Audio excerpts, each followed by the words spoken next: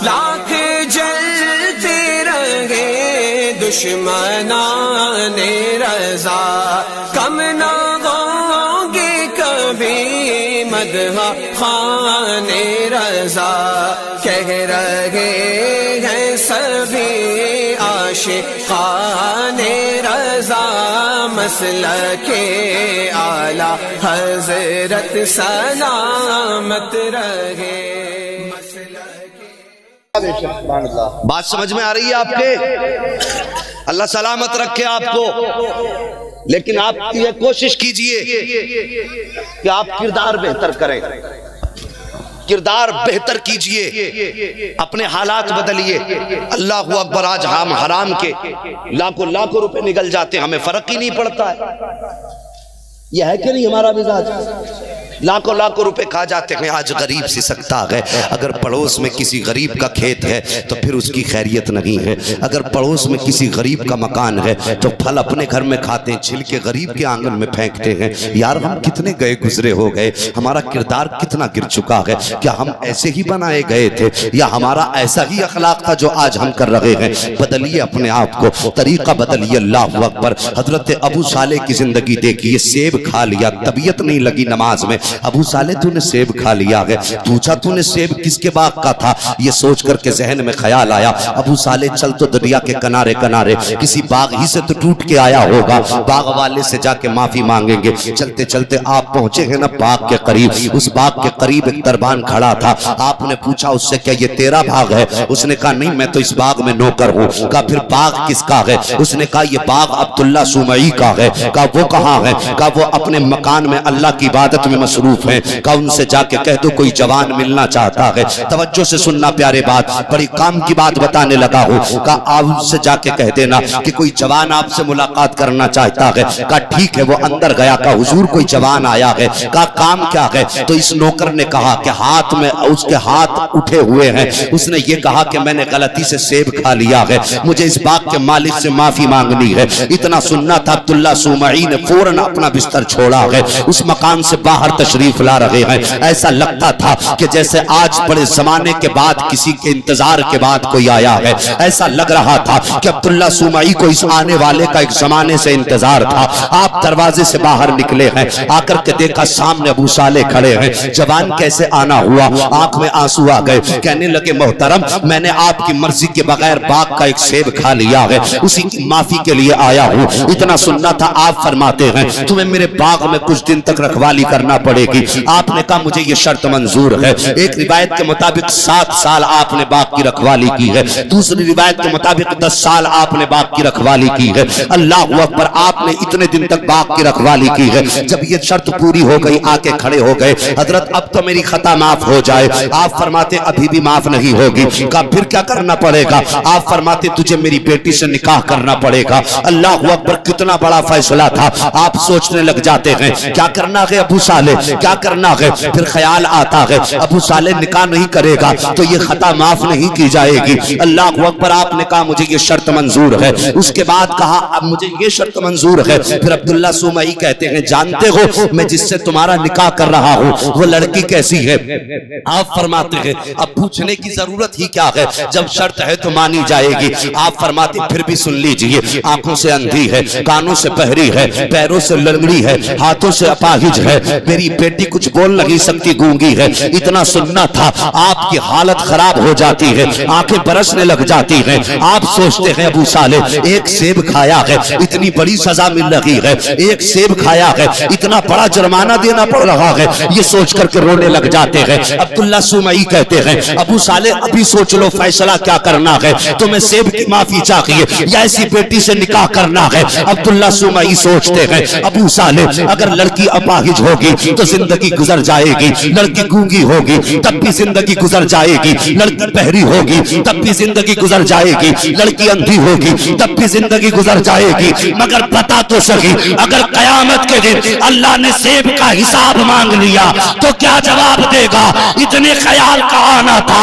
कहते कि ए बाबा मुझे हर शर्त मंजूर है, बस इतना बता दे क्या तूने मुझे माफ कर दिया। कहते बस इतना बताओ माफ किया कि नहीं। अल्लाह अकबर, कहा मैंने तुझे माफ कर दिया, निकाह कर ले। निकाह हो गया, घर में गए, बात तो सब जानते हैं।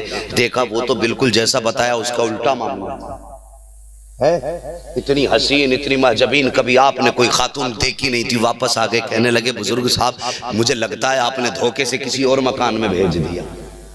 कि धोखे से नहीं, मेरा ही मकान है। कहा आपने तो कहा था अंधी है, लेकिन वो तो लड़की उसकी आंखें भी थी। आपने कहा गूंगी, उसने मुझे सलाम किया है। आपने कहा लंगड़ी, वो चल के आई थी। आपने कहा वो लूली, उसने अपने हाथ से दरवाजा खोला। ये कैसे हो सकता है? आप फरमाते हैं बेटे तूने जाना नहीं है, मेरा कहने का मकसद ये था मेरी बेटी की जबान पे कोई शरीयत के खिलाफ जुमला नहीं आया, इसलिए मैंने बेटी को गूंगा कहा था। मेरी बेटी ने कभी घर की चार दीवारी से बाहर कदम नहीं निकाला, इसलिए मैंने बेटी को लंगड़ा कहा था। मेरी बेटी ने हाथों से कोई नाजायज काम नहीं किया, इसलिए मैंने बेटी को लूली कहा था। मेरी बेटी की जबान, मेरी बेटी ने किसी गलत चीज को नहीं देखा, इसलिए मैंने उसे अंधा कहा था। कोई गलत बात मेरी बेटी के कानों के पर्दे से नहीं टकराई है, इसलिए मैंने बेटी को बहरी कहा था। अल्लाह अकबर। अब अबू साले मुस्कुराने लग जाते हैं। जैसे अबू साले मुस्कुराते हैं, हजरत अब्दुल्ला सुमाई फरमाते हैं बेटे अबू साले, ये रिश्ता मैंने नहीं किया है, बल्कि ये रिश्ता तो पैदा करने वाले खुदा ने किया है।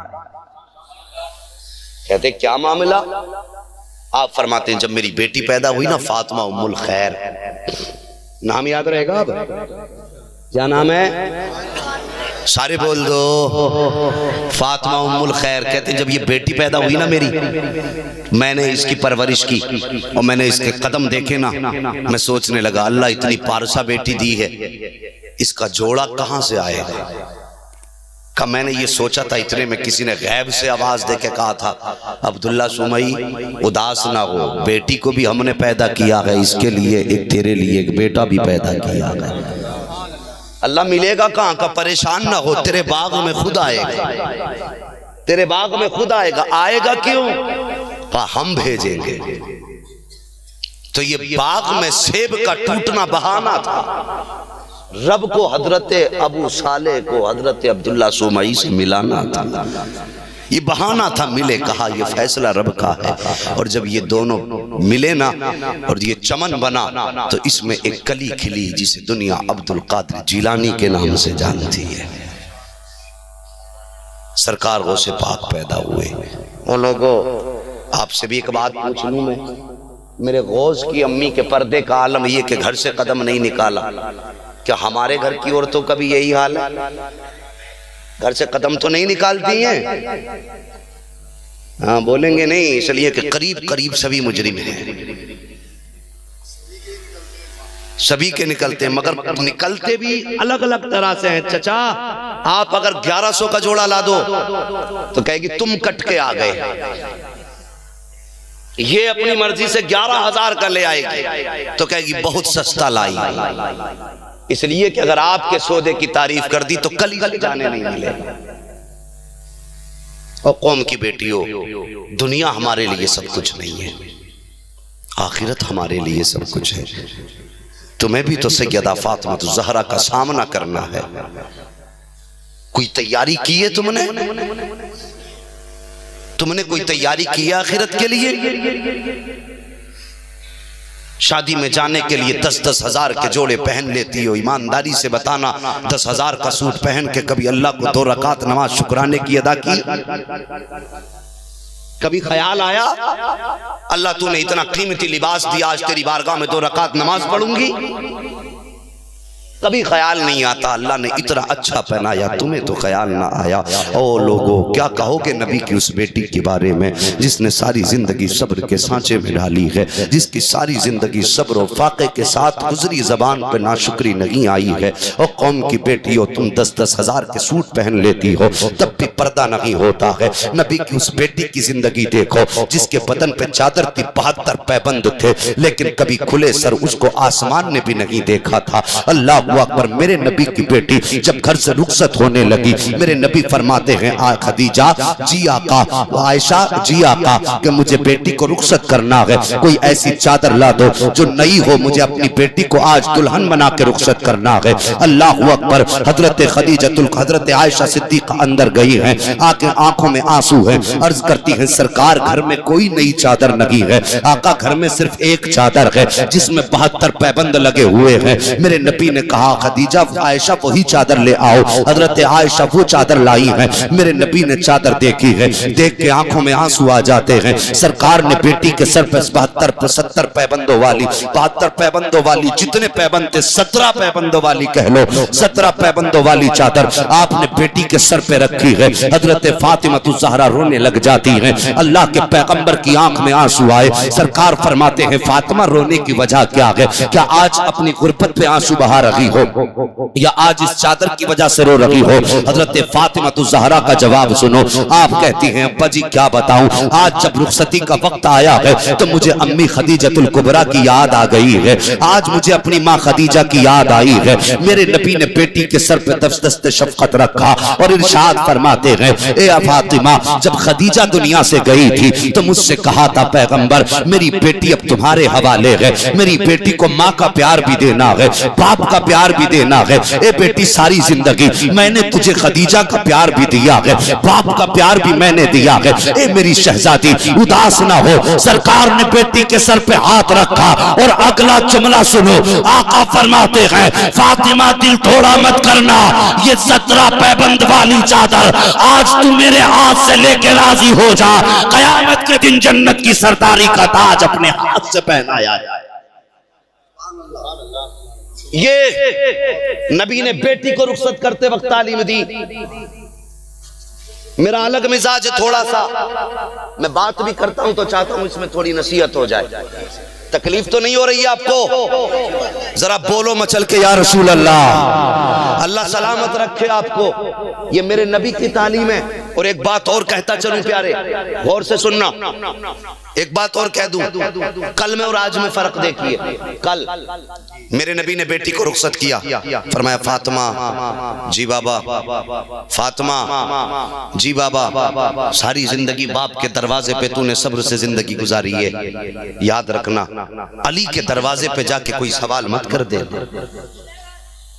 क्या तालीम मेरे नबी दे रहे हैं। और बेटियों तुम भी जरा गौर से सुनना, और जवानों तुम भी मेरी बात को गौर से सुनना। फरमाया अली के दरवाजे पे जाके तू सवाल मत कर देना। और आज अगर बेटी को बाप रुखसत करता तो क्या कहता मालूम है? बेटी जा फोन नंबर साथ लेके चली जा, अगर कोई परेशान करे फोन कर देना।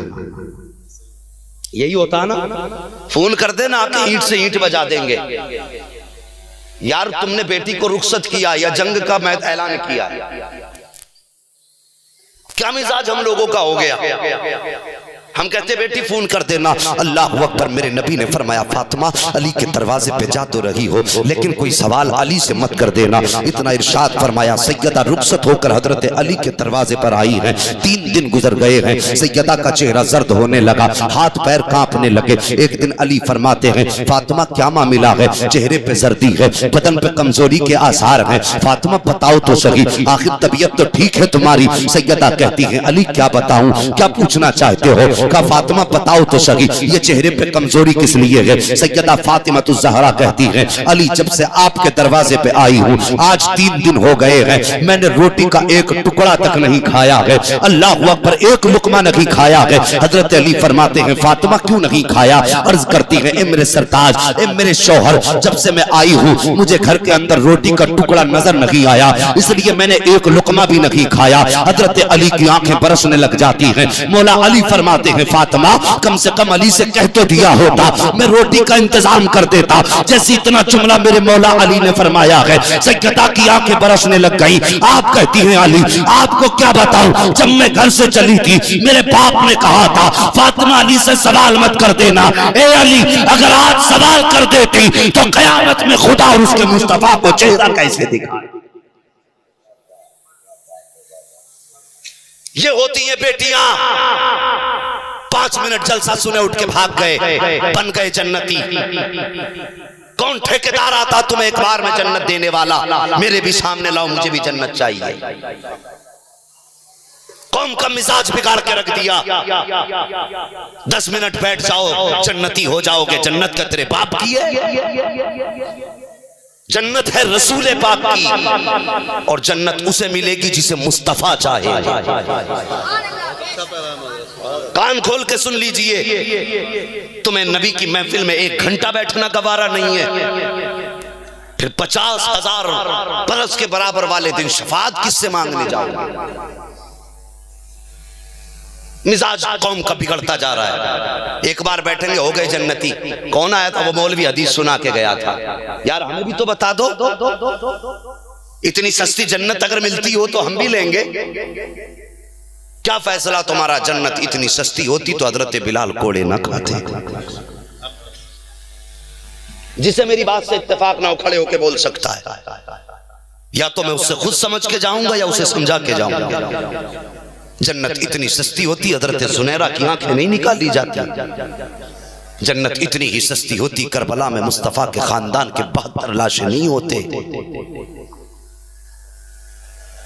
बहुत मुश्किल है जन्नत। अगर जन्नत को ढूंढोगे तो तलवार के साए में मिलती है जन्नत। बस कम से कम अपने आप को उनके इश्क के सांचे में तो ढालने हैं। 10 मिनट बैठेंगे, चलो भाई हो गया काम, बन गए जन्नती, बैठिए जलसे। अल्लाह के बंदे जरा गौर कर, तुझे सिर्फ पैसे देखते हुए नबी नहीं देखते, तुझे उठ के जाते हुए भी नबी देख रहे हैं। क्या वो ये नहीं जानते जिनके लिए मैंने रातों रात सजदे में रो के गुजारी थी, आज मेरे लिए एक रात नहीं रुके? क्या लगता है आपको? मेरे नबी ने तो ये फरमाया, मेरे उम्मती के पैर में कांटा चुभ जाए, उम्मती को एहसास बाद में होता, मदीने वाले को दर्द पहले होता है।